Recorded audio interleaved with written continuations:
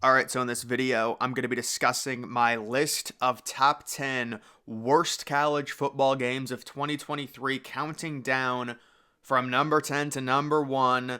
And we will begin with the rivalry, the world's biggest cocktail party. I'm just sick and tired of hearing about this game, man. I feel like it's been 6 straight years. The game is never close. It's always a blowout by mid-second quarter. Georgia wins 43-20. Let me just say, going into a list like this where I rank the worst games, I try to incorporate as many ranked matchups as possible because technically you could say, well, Bowling Green versus Miami of Ohio is the worst game because it's, two bad teams. But no, we want to include good teams and hyped up games that ended up being blowouts. So I think people are starting to realize that this game between Georgia and Florida, with how good Georgia's been the past 5 or 6 years and Florida just seemingly never finding their footing, it's the same thing every year.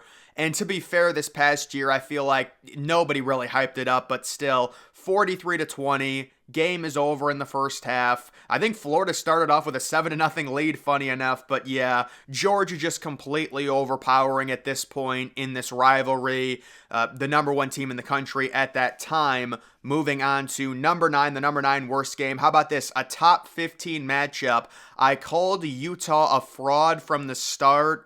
I knew they were never getting Cam Rising back. They lose this game 35-6 against Oregon at home. And yes, it was a top 15 matchup. It was on Fox. I believe this was like a 2:30 start or something weird like that, maybe a 3:30 game. Barnes, the starting quarterback for Utah, just a terrible game. Bo Nix was pretty solid, but just didn't have to do much. Utah's defense is always okay, which made this game really boring. 35-6, not competitive. Top 15 matchup goes to waste.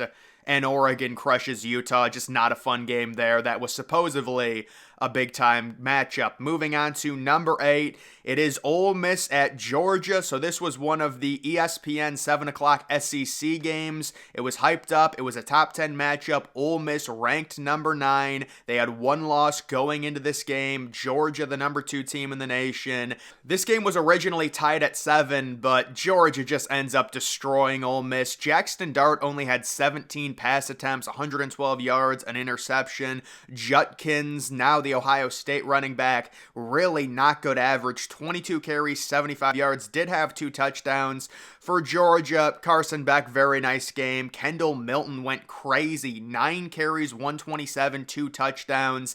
52-17. This game was over early in the third quarter, and it was a top 10 matchup, so that is not a good game. Obviously, if you're a Georgia fan, this is a great game, but I'm just talking about from the perspective of a neutral college football fan. A top 10 matchup, 7 o'clock primetime ESPN, and it's 52-17. That's a disappointing game, let's be honest. Moving on to number 7, it is Duke versus Louisville. So just looking at this game, Louisville can't even sell out the stadium in a top 20 matchup. It's sad. And Louisville ends up winning this game 23-0. Horrible quarterback play. Riley Leonard, who you could argue was injured, 9 of 23 for 121 yards and an interception. And even Louisville, their quarterback, Jake Plummer, 11 of 16 for 117 yards. Louisville's running back had a very nice game, but just extremely boring for a top 20 matchup, 23-0.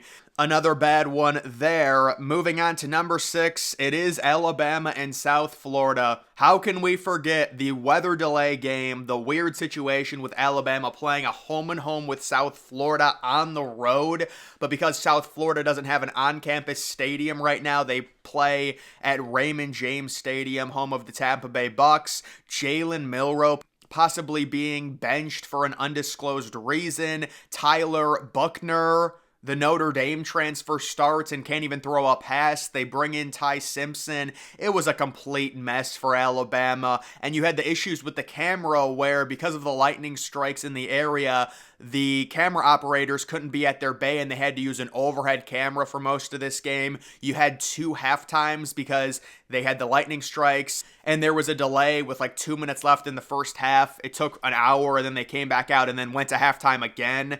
Just a really disheveled mess of a football game. Alabama ends up winning 17-3. South Florida's quarterback, how is this for efficiency? 28 pass attempts, 87 yards. Oh my goodness. Just sad football. 17-3. Really bad game there. Moving on to number 5 in the worst games. It is a night game. A lot of people don't even know this game exists. Washington beat Arizona State. Yes, Arizona State came into this game 1-5, 15-7.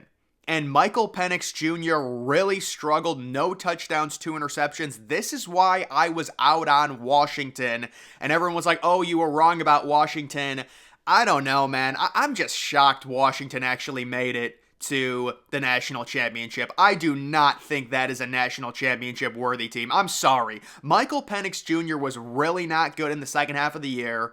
And that's just my opinion. So I know they have good receivers, things like that, but I don't know. Washington just barely wins this game. Their leading rusher had 1 carry for 13 yards, and you're facing a 1-5 teams. There's some major red flags, glaring red flags with this Washington team.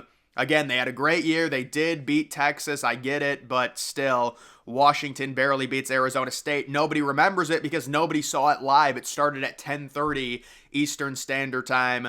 Moving on to the 4th worst game, it's the Big Ten Championship. And this is like the blind leading the blind at this point in college football, doing this division thing where we have to let Iowa make the Big Ten Championship, even though they have one of the worst offenses in college football, really history. Maybe I'm exaggerating with that, but my goodness. Michigan only had around 215 yards in this game, and they still win 26-0 because this game, it's a de facto scrimmage. Iowa's offense is so bad that it really doesn't matter. There was no point to watch this game. It was not going to be close. Iowa has a Division II level offense. We all understand that. And Michigan, I mean, it's just a slop. This game is slop. That's all it is. They win 26-0. We're glad we don't have to see Iowa in the Big Ten Championship anymore. Moving on to the top 3. So all of these top 3 games are bowl games. And number 3, it's the Missouri-Ohio State train wreck Cotton Bowl, where Ohio State starts Devin Brown and he gets injured for like the 62nd time. And they have to bring in Lincoln Kienholz, and the dude just completely dazed out there. Ohio State, they benched their center because apparently their center was saying stuff in a podcast 3 weeks before this game that they didn't like. What a mess of a game this is. Marvin Harrison Jr. doesn't play. Ohio, it's just Missouri ends up winning. Missouri didn't even play that well. They had like 0 points into the second half or something, if I remember correctly. Yeah, I think they scored both their touchdowns in the second half. It was 3-0 at halftime. Just horrible football. And I am so glad we have the 12-team playoff. We don't have to deal with that anymore.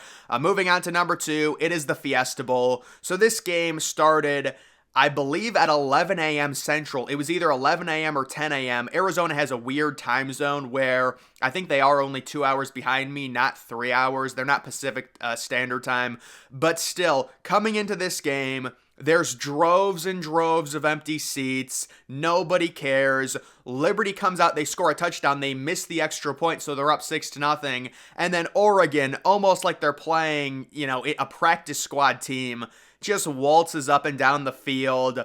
It's not competitive. Liberty never should have been in this game. They played the worst schedule in history, 133 out of 133 in terms of FBS teams, and they want to sit there and flex like they're 13-0. It's pathetic.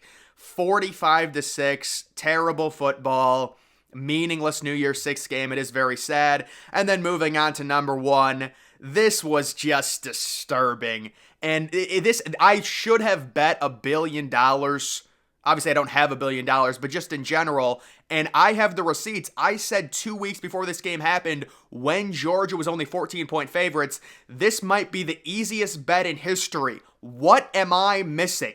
How is Georgia only 14-point favorites against this FSU team who, without Jordan Travis, has been terrible, but not only are they without Jordan Travis, they're also without basically their entire roster. Everyone was out for FSU.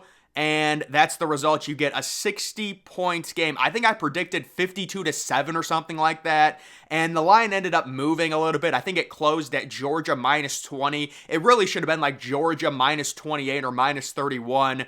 It's an annihilation. It's terrible for the sport. If you still think we should have the 14 playoff after seeing this time and time again, every year, opt-outs, these games are horrible because there's nobody playing. So you have to make the games matter, make the games meaningful. That's what they're doing with the 12-team playoff. Thank goodness for that. But either way, that is going to do it for this video. Make sure you follow me on X. Link to that's always in the description.